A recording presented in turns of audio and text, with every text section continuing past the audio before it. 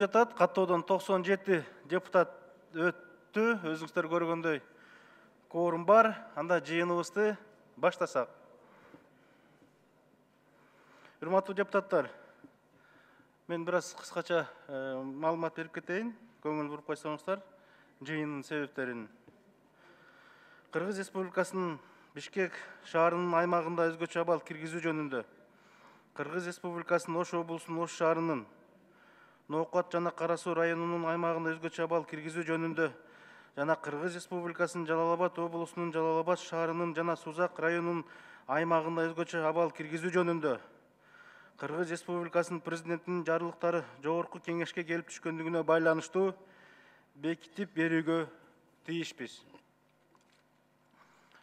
Өзгөчө абал жөнүндө Кыргыз Республикасынын конституциялык мыйзамынын 8 беренесине ылайык Кыргыз Республикасынын бүткүл аймагынын айрым чөлкөмүндө өзгөчө абалды киргизүү тууралуу Кыргыз Республикасынын президентинин жарлыгы ошол эле күнү токтоосуз түрдө Кыргыз Республикасынын жогорку кеңешинин мыйзам чыгаруу жыйынына берилүүгө тийиш.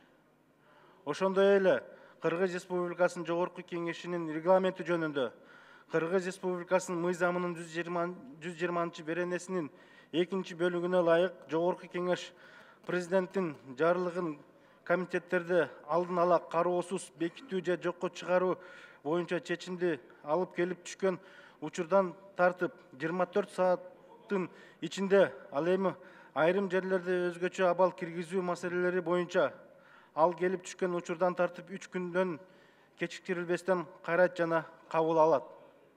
Ошондуктан, урматтуу депутаттар, бүгүнкү жыйналыштын күн тартибин кароого өтсөк, күн тартибинин долбоору сиздердин мониторлордо илинип турат. Эгерде каршы болбосоңуздар, сунуш кылынган күн тартибин мен азыр добушка коем. Добуш берсеңиздер. Башка кошумчалар жокпу, урматтуу депутаттар? Анда добушка коем. Добуш берсеңиздер, күн тартибин кабыл алып берсеңиздер.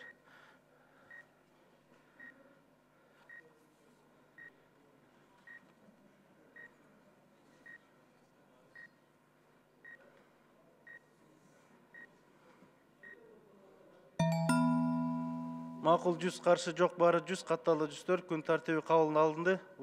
Рахмат, урматтуу депутаттар. Анда күн тартибин кароого өтөбүз. Экинчи микрофон.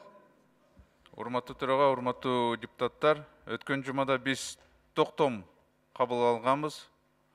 Ошону бекитсек, себеби редакция бүт баарын кылынган, сунуштар алынган, ошону бекитсек жакшы болмок да бүгүн эле. Күн тартибине сунуш. Рахмат, Дастан Далбаевич, ал эми толук бүтө элек, Дастан Далбаевич. Жок, даяр уже. Толук бүтө элек, депутаттардан да сунуш келип түшө элек, биз негиз катары кабыл алып бергенбиз. Анан кеч болот го, биз айткан бүт баары эле ошол жерге уже биз киргиздик да токтом долбоорго. Азыр каралып атат, Дастан Далбаевич, кыска мөөнөттө бүтүрөлү, депутаттардан кошумчалар келе элек. Келген эми качан карайбыз? Эртең уже кеч болуп калат го. Биз негиз катары кабыл алып бердик, ошонун негизинде азыр өкмөт иштеп атат, эми өзгөчө абал киргенден кийин башкача болот, Дастан Далбаевич. Урматтуу депутаттар, анда күн тартибиндеги маселелер боюнча кыска маалымат берүү үчүн президенттин жогорку кеңештеги ыйгарым укуктуу өкүлү Дыйканбаев Курманбек Сапаровичте сөз.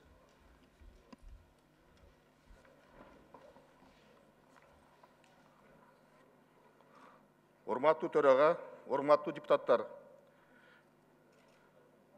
2020 жылдын 11 мартына Дүйнөлүк саламаттык сактоо уюму COVID-19 жаңы коронавирустук инфекциянын жайылышын пандемия катары жарыялады.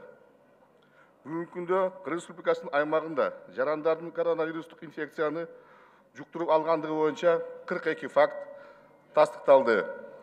Кыргыз Республикасынын Конституциянын 64 беренесинин 9 бөлүгүнүн 2 пунктуна өзгөчө абал жөнүндө Кыргыз Республикасынын конституциялык мыйзамынын 3-4 жана 7 беренесине ылайык жарандардын өмүрүн жана саламаттыгын сактоонун, алардын коопсуздугун жана коомдук тартипти камсыз кылуунун өзгөчө кызыкчылыгын көздөп, ошондой эле Кыргыз Республикасынын башка аймактарында коронавирустук инфекциянын жайылышын болтуруу максатында 2020 жылдын 24 мартында Кыргыз Республикасынын президенти урматтуу Сооронбай Шарипович Жээнбеков Кыргыз Республикасынын айрым аймактарында өзгөчө абал киргизүү жөнүндө жарлыктарга кол койду. Биринчиден, Кыргыз Республикасынын президентинин 55-ши жарлыгына башка жоболор менен бир катар төмөнгүлөр белгиленет. Кыргыз Республикасынын Бишкек шаарынын аймагында 2020 жылдын 25 мартынан саат 08:00 баштап 2020 жылдын 15 апрелине саат 08:00 чейин өзгөчө абал киргизилсин. Өзгөчө абал киргизилген мезгилде Кыргыз Республикасынын Ички иштер министринин орун басары Орозалиев Алмазбек Кыдырмаевич Кыргыз Республикасынын Бишкек шаарынын коменданты болуп дайындалсын. Өзгөчө абал режимин камсыз кылуу үчүн Кыргыз Республикасынын Бишкек шаарынын аймагында комендатура түзүлсүн. Кыргыз Республикасынын Бишкек шаарынын комендатурасы жөнүндө жобо бекитилсин. Кыргыз Республикасынын Бишкек шаарынын аймагында өзгөчө чаралар жарандардын укуктарын жана эркиндигин убактылуу чектөөлөр жана алардын кошумча милдеттери аныкталсын. Экинчиден, Кыргыз Республикасынын президентинин 56-чы жарлыгына башка жоболор менен бир катар төмөнгүлөр менен белгиленет. Кыргыз Республикасынын Ош облусунун, Ош шаарынын, Ноокат жана Кара Суу райондорунун аймагында 2020 жылдын 25 мартынан саат 08:00 баштап 2020 жылдын 15 апрелине саат 08:00 чейин өзгөчө абал киргизилсин. Өзгөчө абал киргизилген мезгилинде Кыргыз Республикасынын Ички иштер министрлигинин Ош облусунун Ички иштер башкармалыгынын начальниги Нурдинов Малик Абсаматович Кыргыз Республикасынын Ош облусунун, Ош шаарынын, Ноокат жана Кара Суу райондорунун коменданты болуп дайындалсын. Өзгөчө абал режимин камсыз кылуу үчүн Кыргыз Республикасынын Ош облусунун, Ош шаарынын, Ноокат жана Кара Суу райондорунун аймагында комендатура түзүлсүн. Кыргыз Республикасынын Ош облусунун, Ош шаарынын, Ноокат жана Кара Суу райондорунун комендатурасы жөнүндө жобо бекитилсин. Кыргыз Республикасынын Ош облусунун, Ош шаарынын, Ноокат жана Кара Суу райондорунун аймагында өзгөчө чаралар жарандардын укуктарын жана эркиндигин убактылуу чектөөлөр жана алардын кошумча милдеттери аныкталсын. Үчүнчүдөн, Кыргыз Республикасынын президентинин 57-чи жарлыгына башка жоболор менен бир катар төмөнгүлөр белгиленет. Кыргыз Республикасынын Жалал Абад облусунун, Жалал Абад шаарынын жана Сузак райондорунун аймагында 2020 жылдын 25 мартына саат 08:00 баштап 2020 жылдын 15 апрелинин саат 08:00 чейин өзгөчө абал киргизилсин. Өзгөчө абал киргизилген мезгилинде Кыргыз Республикасынын Ички иштер министрлигинин экстремизмге жана мыйзамсыз миграцияга каршы аракеттенүү боюнча кызматынын начальниги Жоробеков Жеңишбек Мамаюнусович Кыргыз Республикасынын Жалал Абад облусунун, Жалал Абад шаарынын жана Сузак районунун коменданты болуп дайындалсын. Өзгөчө абал режимин камсыз кылуу үчүн Кыргыз Республикасынын Жалал Абад облусунун, Жалал Абад шаарынын жана Сузак районунун аймагында комендатура түзүлсүн. Кыргыз Республикасынын Жалал Абад облусунун, Жалал Абад шаарынын жана Сузак районунун комендатурасы жөнүндө жобо бекитилсин. Кыргыз Республикасынын Жалал Абад облусунун, Жалал Абад шаарынын жана Сузак районунун аймагында өзгөчө чаралар жарандардын укуктарын жана эркиндигин убактылуу чектөөлөр жана алардын кошумча милдеттери аныкталсын. Кыргыз Республикасынын президентинин жогоруда белгилеген жарлыктардын 11 пункттарына жоболоруна ылайык жарлыктар Кыргыз Республикасынын жогорку кеңешине жиберилди. Урматтуу төрага, урматтуу депутаттар, аталган Кыргыз Республикасынын президентинин жарлыктарын Кыргыз Республикасынын Конституциянын 74-чү беренесине ылайык бекитип берүүңүздү суранабыз. Чоң рахмат. Рахмат, Курманбек Сапарбаевич. Урматтуу депутаттар, жалпы баяндаманы уктуңуздар. Кыргыз Республикасынын президентинин жарлыгын тааныштырып өттү. Сиздерге да таркатылган, урматтуу депутаттар. Анда 3 токтом долбоору бар, урматтуу депутаттар. Каршы болбосоңуздар мен тааныштырып, өз-өзүнчө добушка коюп кете берейин. Добуш берсеңиздер. Каршылык жокпу?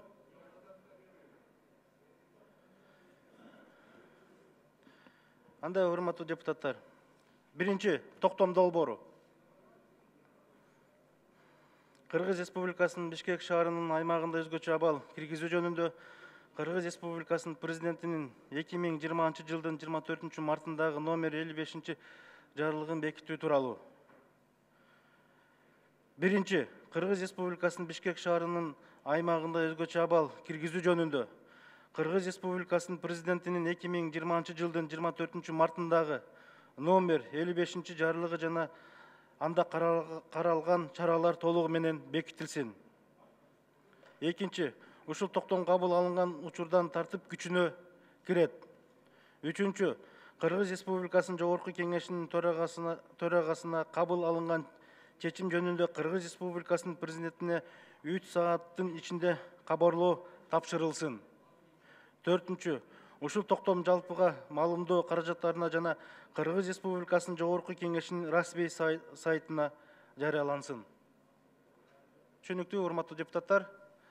Анда токтом долбоорун добушка коем, добуш берсеңиздер.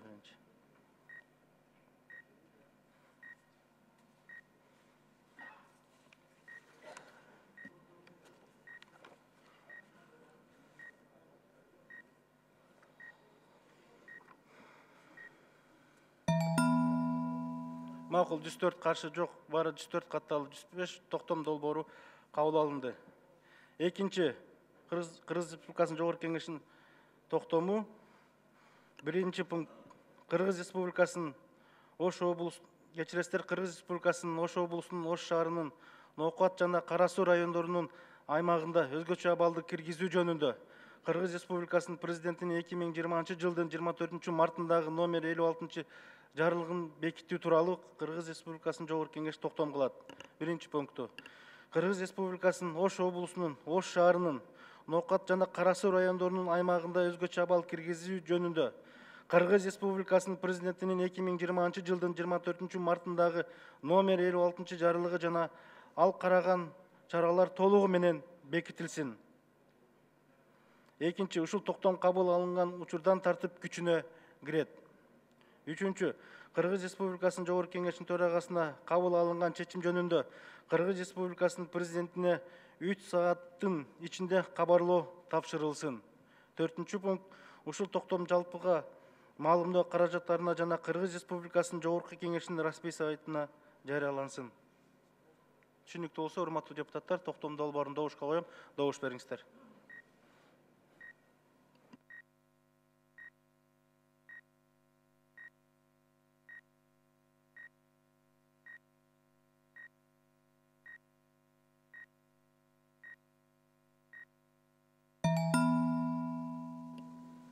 Макул, 104 каршы жок, бары 104 катталды, 105 токтом долбоору кабыл алынды.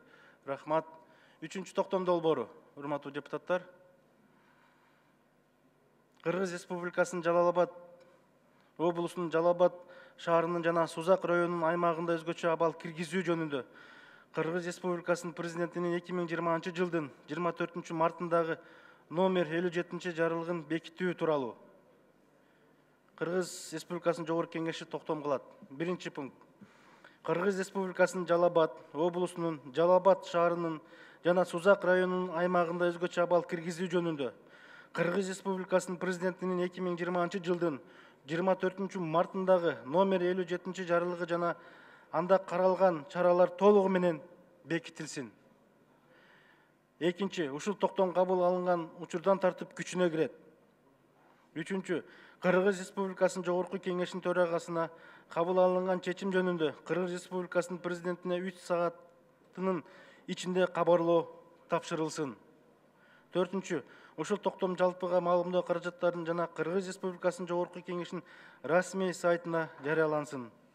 Урматтуу депутаттар, түшүнүктүү болсо, токтом долбоорун добушка коем, добуш берсеңиздер.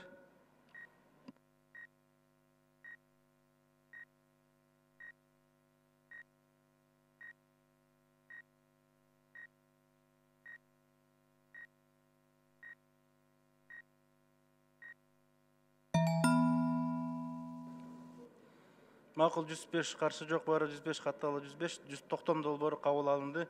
Рахмат, урматтуу депутаттар. Урматтуу депутаттар, дагы бир сиздер менен акылдаша турган маселе бар. Биз өткөндө 23-дөн 27 мартына деп ошо жергиликтүү бийликтин өкүлдөрү менен жолугуп, бүгүнкү кырдаалга жардам берели деп өзүбүз токтом кабыл алдык элек. Эми эгерде каршылык жок болсо, депутаттардан келип сунуш түшүп атат. Ушуну 15 апрелге чейин узарталсак деп сунуштар келип түшүп атат. Кандай дейсиздер? Каршылык жокпу? Азыр 5-чи микрофон, анан 2-чи микрофон процедурный. Рахмат, Сулайманов Бирбол. Урматтуу коллегалар, урматтуу төрага. Мен Куатбек Альчевичке суроо берейин деп аттым эле да. Куатбек Альчевич, эми бул бүгүнкү өзгөчө бул ЧС-тин кирип атканы, ЧП-нын кирип атканы төрлө болуп атат, өзгөчө абалдын. Бул айласыздан киргизип атабыз. Көп эскертүүлөр болду, көп түшүндүрүүлөр болду. Бирок эми бул күрөшүп атасыздар. Сиздердин ишеп атканыңыздарга бир жаман иштеп атат дегенден алыспын. Бирок экономикалык вирус эмне болот? Экономика менен кандай күрөшөсүздөр? Элдин тиричилиги кандай болот? Сиздер буну президенттин указын, парламенттин колдоп беришин билгенсиздер. Эгер оорлошуп кетсе, ошого даяр болгонсуздар.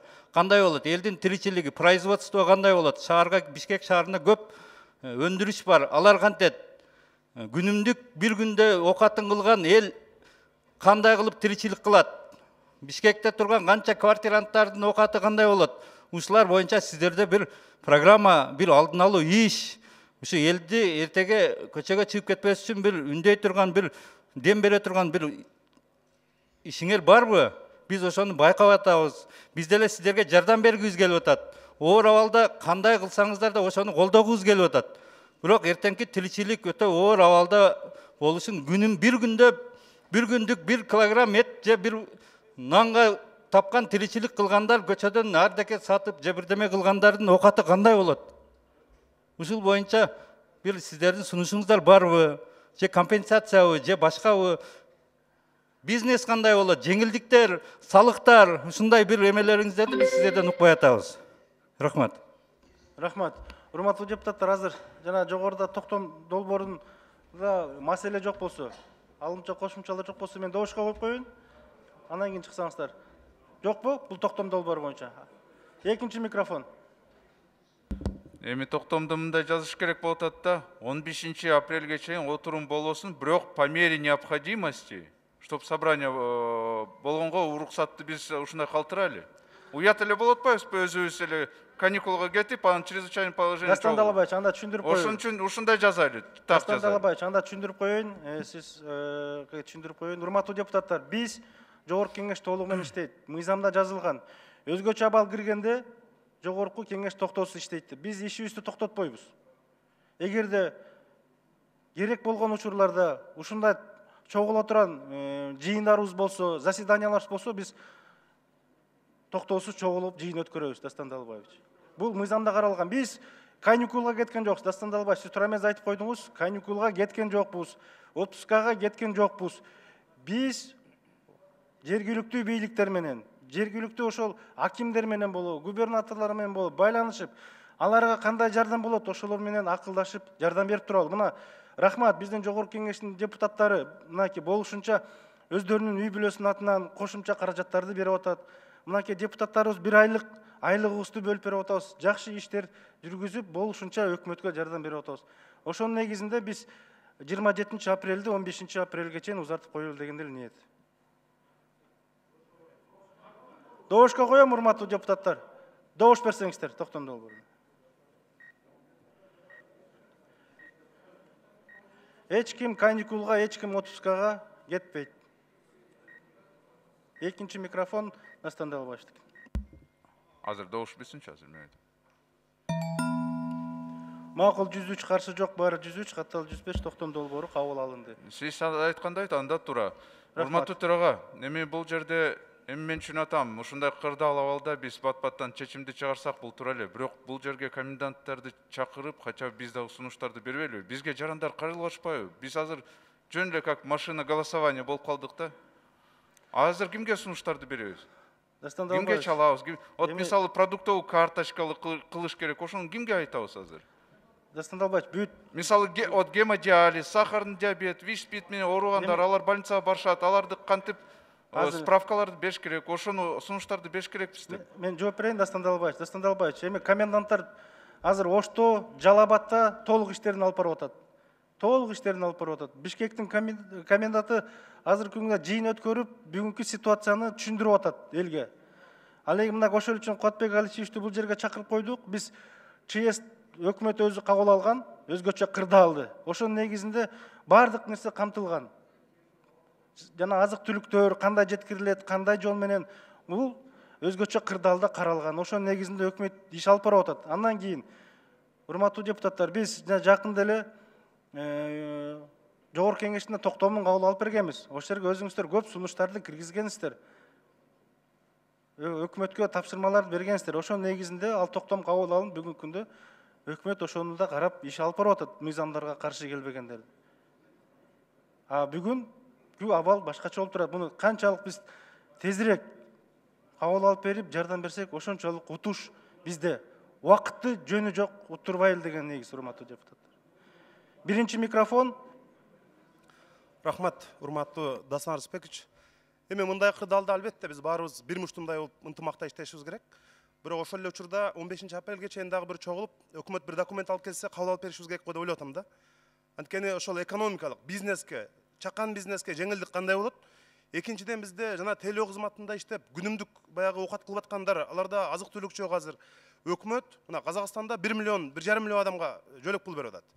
Биздин өкмөт дагы азыр ушундайда жок дегенде 500 миң жаранга 5 миң сомдон болсо дагы жөлөк пул колдоо катары беришибиз керек. Анткени алар күн сайын иштеп, кечинде үйүнө бир нан менен чай көтөрүп барчу да. Азыр аларда киреше жок. Экинчиден, Кубат Алишевич, бүт ири шаарларда, Кыргызстандагы 100 миң деген квартиранттарыбыз бар. Аларда азыр кожоюндар чыккыла деп кууп чыксак аяк барат. Ошого биз сиздер алып келсеңер документтерди. Биз катар-катар кабыл алып берсек. Үчүнчүдөн азыр мына акча көтөрүп атат, мына депутаттарыбыз көтөрүп атат, саясатчылар, колунда барлар көтөрүп атат. Бирок ошол каражатты бир сомдагы коротулуу элек деп азыр жанагы штаб кармап жатпайбы? Бүт врачтарыбыз медициналык костюмдары жок, атайын коргонуучу каражаттары жок. Керек болсо тамак ашы жок, ушундай шартта иштеп атат. Ошол каражатты кармап отурбаш керек. 1 мүнөттөгү. Бүт мына Кытай менен сүйлөшөлү, жардам сурайлы ачык эле. Жардам сурап, бүт ошо медициналык жанагы костюмдарды алып келип врачтарга тараталы. Бизде бул жерде жанагы велосипед ойлоп табыштын кереги жок. Бүт өнүккөн өлкөлөрдө кантип сактанды. Ошолордун эле ыкмаларын колдонсок, биз бул кырдаалдан чыгып кетебиз деп ойлойм. Ошондуктан экономиканы жана биз аз камсыз болгон үй бүлөлөрдү ушу эки маселе боюнча бир чоң мыйзам алып келиптсиздер да, туурабы? Бир документ алып келиңиздер, ошону кабыл алып берели дагы. Анан биз сиздерге эч кандай сын пикир жок. Колубуздан келсе бир гана жардам беришибиз керек. Башка эч кандай мындай сын жок. Болгону мына врачтарыбызды катуу коргоп берели азыр. Рахмат. 6-чы микрофон. Рахмат, Дасан Арыспекович. Урматтуу Кубатбек Алишевич. Азыр жазгы тала иштери жүрүп атат. Дыйкандарыбыз бар талада. Шаарда, Ошто, Бишкекте, райондордо көптөгөн магазиндерди урук саткан, жерсемдик саткан магазиндерди жаптырып коюшуптур.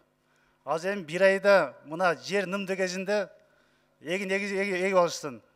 Эгерде жер курап калган болсо, кийин күздө дагы кыйын кырдаал болуп калат. Ошондуктан азыр сиздер Кубатбек Алишевич, сиз так маалымат берип коюңуз. Ушу боюнча эреже кандай болот? Биздин дыйкандарыбыз боюнча. Андан кийин мына биздин пригородный райондордо гемодиаз алган оорулар шаарга кире албайыптыр. Ошону дагы чечип берсеңиз. Алар күндүз келип, дарыланып, кайра шаардан кайра айылына кетиш керек экен. Ошол боюнча так эрежени айтып берсеңиз. Рахмат. Аягында жооп бересиз, Кубатбек Алишевич.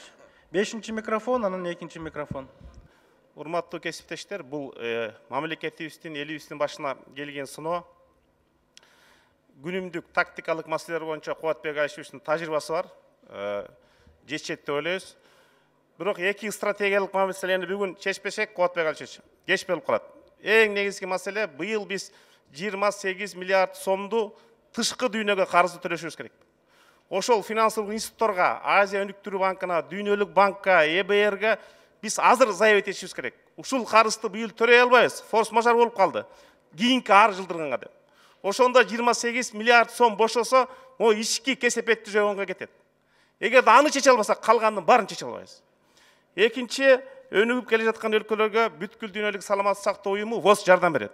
Сиздер азыр бүгүнкү фактураны негиздеп, жок дегенде 100 миллион долларлык медициналык жабдыктар жана керектүү каражаттарга азыр жардам беришиңиздер керек. Декабрда кеч болуп калат, алар бөлөк жардам берип коет. Ушул эки стратегиялык маселени чечсеңиздер, калганы күнүмдүк маселени бюджетке алып келесиздер, өзгөртүү киргизебиз. Биз айтып аткан маселе азыр биз билбейбиз зыяны канча. дагы канча кунат билбейбиз. Ошон үчүн аны бюджетке өзгөртүүнү тетиги майдын аягы июнда келгенде гана чечпесек, атайын бир күн парламенттик күндү дайындап. Азыр биз бүгүн чече албайбыз. Бүгүн могу өрттү басыш керек. Өкмөт бүт эмгегин убактысын ошого жумшаш керек. Биз андан лаксытпашыбыз керек. Урматтуу депутаттар, бир сураныч мындай кылалычы. Азыр мына бизге мүмкүнчүлүк болуп атат. Ортоңку микрофонго чыгып сүйлөп атасыздар. Эгерде колдон келсе, келгиле элден биз элден биринчи сураналычы ушул жерден. Азыркы абалдан чыгып кетиш үчүн мынакей бири-бирине каттамдарды токтотсун. Бири-бири менен кирип чыкканды токтотсун. Үйүндө отурсун. Өзгөчө абалдын тартибине баш ийсин деп сураналычы, урматтуу депутаттар. Калган нерсени өкмөт иштеп атат. Кудай буюрса биз чыгабыз.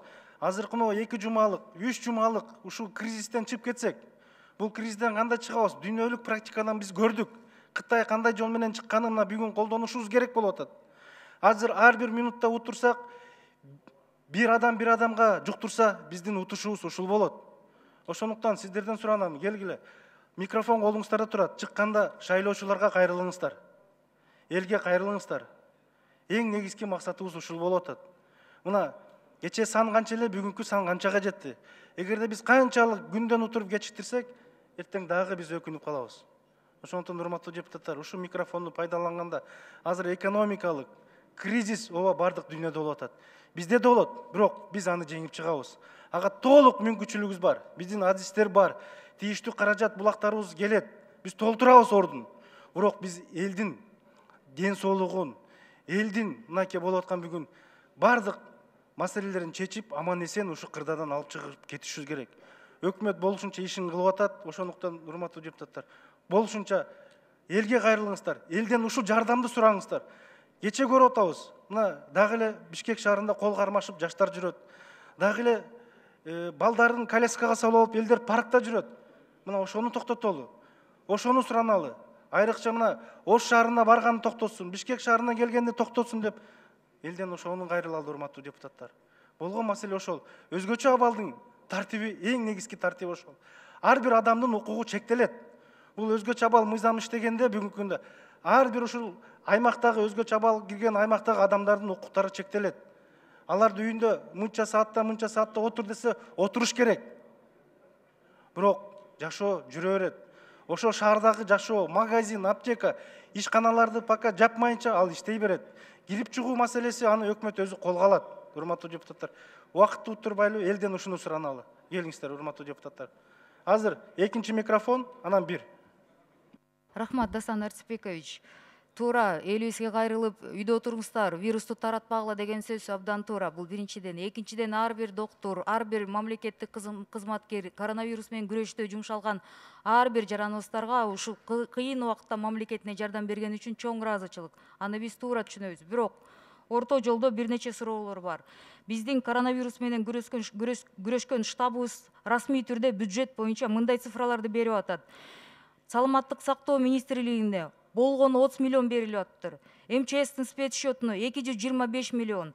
Продовольственная безопасность туура кошулам 631 миллион. Бирок мен түшүнгөн жокмун. Мукомольный предприятиелерге 800 миллион эме берип атасыздар.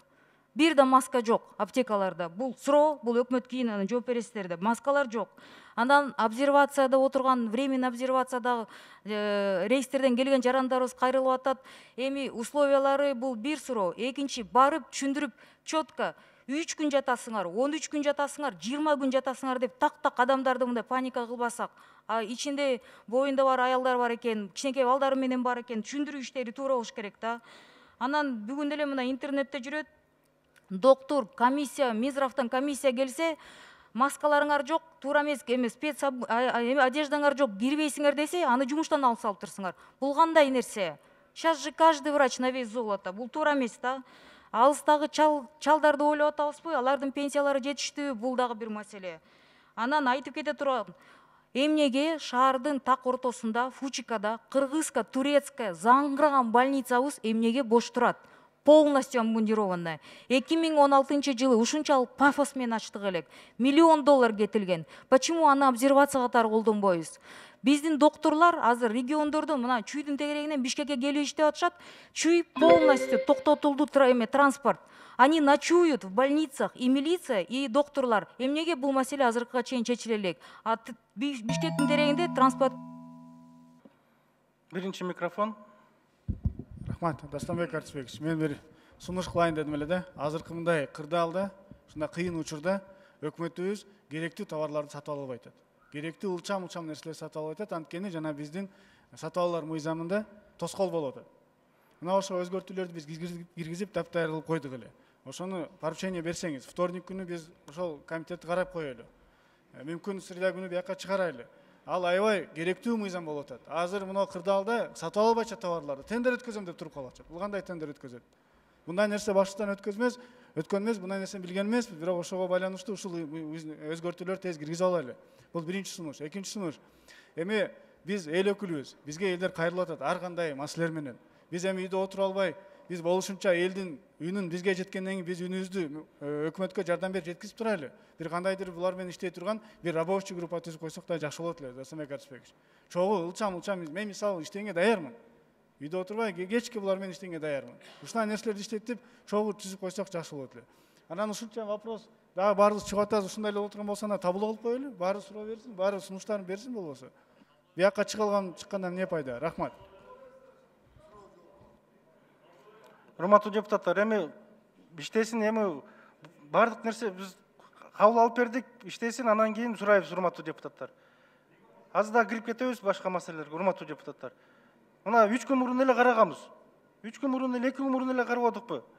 Өкмөттү чакырып. Урматтуу депутаттар, ошо эметсеңиздер эми. 4-нчү микрофон, анан 6. Рахмат, Дастанбек Артисбекович, саламатсыздарбы, урматтуу депутаттар. Жогоруда биздин коллегалар, депутаттар айткан баарына кошулабыз. Сөзсүз түрдө биз элди ушундай оор кырдаалда биримдикке ынтымакка чакырып, ушул аталган илдетти Кудайым буйрса жеңебиз деген мындай үмүтүбүз бар, жеңебиз. Бирок ошону менен эле турмуш токтоп калбайт, жашоо токтоп калбайт. Өкмөт сөзсүз түрдө антикризистик программа. Ошол жерде баардыгын ушул жерде сиздер айткандай өткөндөгү отурумда талкууланган нерселерди тез арада ыкчам талкуулап сунуштаса, биз ошону бекитип берип, өкмөт ошонун үстүнөн иштесе. Ал жерде ошол эле жазгы талаа жумуштары токтобош керек. Себеби дегенде күзүндөсү биздин жарандарыбыз түшүмүн териш керек. Кышка даярдык токтобош керек. Себеби дегенде Кудайым буйрса кыш келет. Ошондой эле стратегиялык биздин мамлекетибизге чоң таасирин бере турган ишканалардын иштөө тартибин аныктап беришиңиздер керек. Ошондой эле биздин орто жана чакан бизнестеги жарандарыбыздын салык, социалдык төлөмдөр жана кредиттер боюнча антикризистик программаңыздарда Кубатбек Алишевич камтып беришиңиздер керек. А негизинен, урматтуу депутаттар, Кудайым буйрса бул илдетти баарыбыз жеңебиз деген ишеничибиз бар. Сиздер менен биргеликте жалпы элибизди да чакырып кетебиз. Рахмат. 6-нчы микрофон. Рахмат. Мен муну айтар элемде сиз аябай жакшы айттыңыз, жана бөлүнбөй сабыр менен, тартип менен иш кылалы кыргызстандыктар деп. Мен абдан кошулам ушуга. Бирок тилекке каршы кээде ошондой учурлар болуп калып атат, биз билбеген.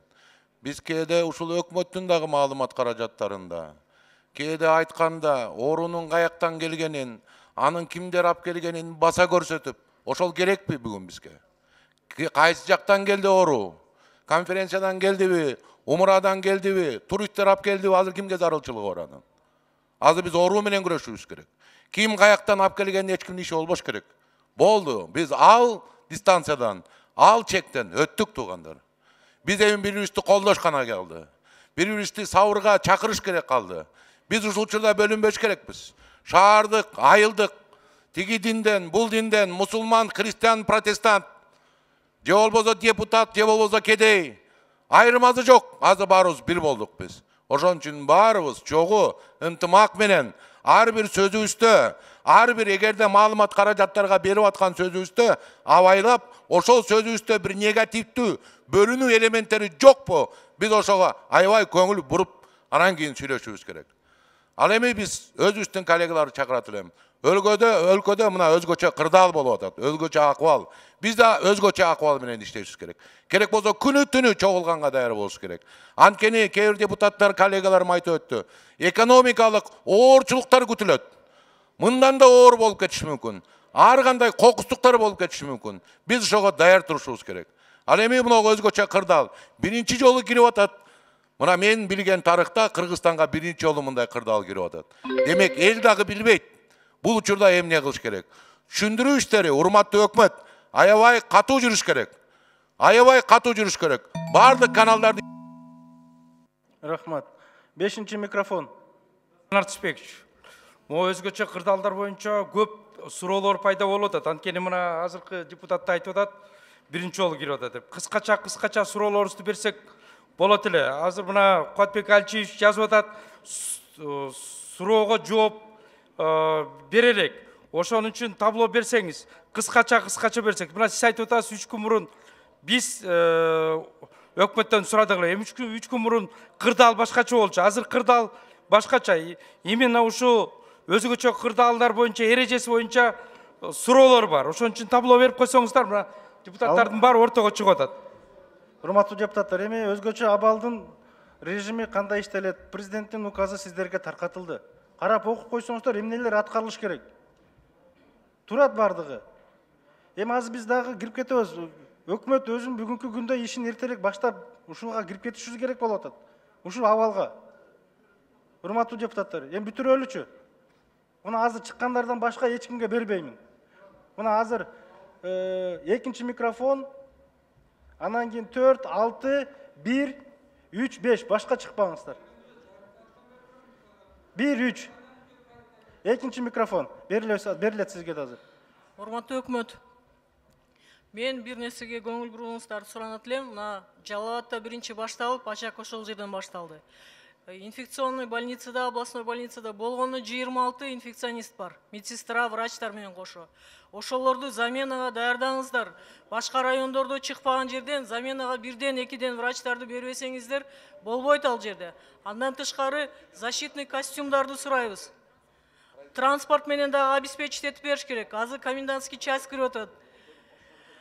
Бүт ошол келе албай атышат, анан эл кыйналып атат. Күнүмдүк акча тапкандар дагы абдан көп чыгып атышат. Андан тышкары мына улуттук банкка дагы тапшырма бердик эле кредиттер боюнча.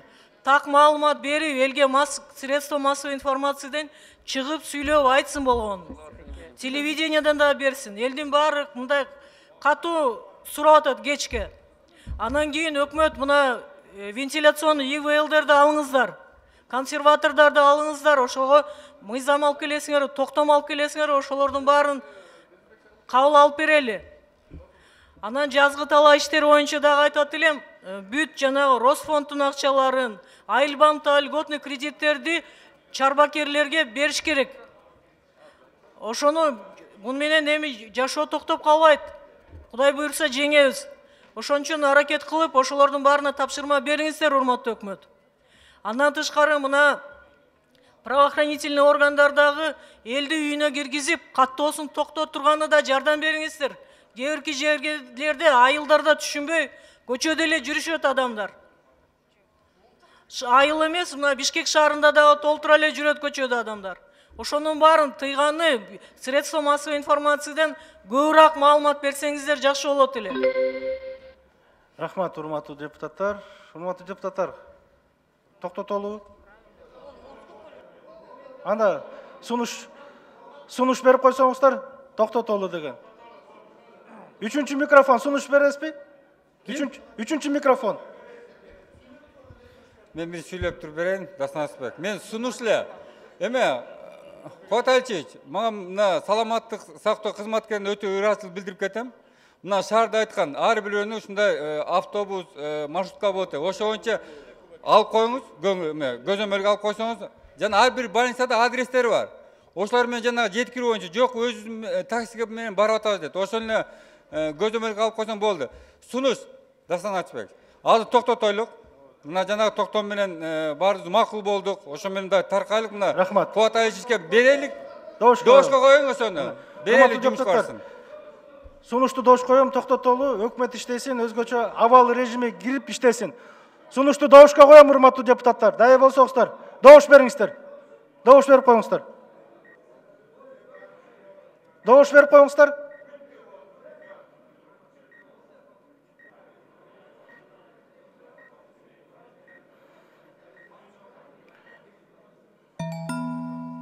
Макул 96 каршы жок, баары 96 катталып 105.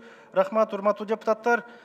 Иштейбиз, жогорку кеңеш өзүнүн режиминде иштеп турат. Эгерде керек болсо, ушинтип чогула калабыз, урматтуу депутаттар. Толугу менен жогорку кеңеш иштейт. Рахмат. Куатбек Алчевич, жогоруда айтылган сунуштардын баарын эске алыңыздар,